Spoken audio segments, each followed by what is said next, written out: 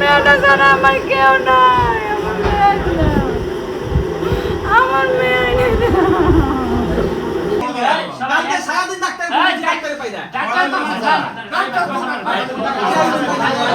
ওর অ্যাপেন্ডিসাইটের জন্য এখানে আনা হয়েছিল। আনার পরে মানে আর কি অ্যাপেন্ডিসাইটে অপারেশন করে না, অন্য অপারেশন করছে আর কি, ভুল অপারেশন করছে, যার জন্য এখান থেকে নিয়ে গেছে আইসিইউতে রাখার জন্য সেই ইয়াতে রেজওয়ান মোল্লা হাসপাতালে আর কি, ওখানে নিয়ে রাখা হয়েছে। ওখানে থেকে মৃত্যু ঘোষণা করছে 9টার পরে আর কি, 9টা সাড়ে 9টার দিকে আর কি। পেশেন্ট অ্যাপেন্ডিসাইট হয়েছিল, সামান্য ব্যথা হইয়া একটা কয়েকটা রিপোর্ট দিয়ে ল্যাবের থেকে রিপোর্ট নিয়ে এখানে আসছে।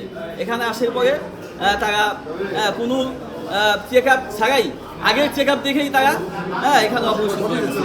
অপারেশন করার পরে সে প্রথমে এখানে ফুটা করছে, ফুটা করার পরে সে অ্যাপেন্ডিক্স পাই নাই। ফুটা করার পরে পেটে নাড়ি ভুঁড়ি কাটে ফেলছে, নাড়ি ভুঁড়ি কাটার পরে সে বিপদে পড়ছে। এই ডাক্তার ওই রিপোর্ট দেখায় পেটে এভাবে গোতায় গাতায় কয় যে রোগীর পরিস্থিতি খুবই খারাপ। আমার ভাবিরে খুব ভয় মানে আতঙ্ক সৃষ্টি করে দিয়েছে। নগদ নিয়ে এলো হার না মানা হার অফার।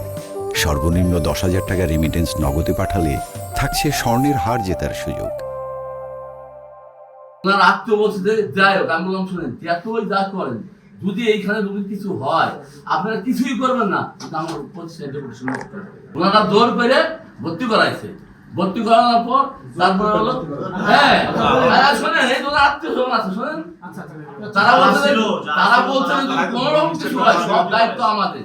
আমি ইতিমধ্যেই এটা জানার সাথে সাথে একটা তদন্ত কমিটি গঠন করেছি এবং সে তদন্ত কমিটি তদন্ত করার পরে যারা এই বিষয়ে দোষী সাব্যস্ত হবে অবশ্যই তাদের বিরুদ্ধে যথাযথ ব্যবস্থা নেওয়া হবে।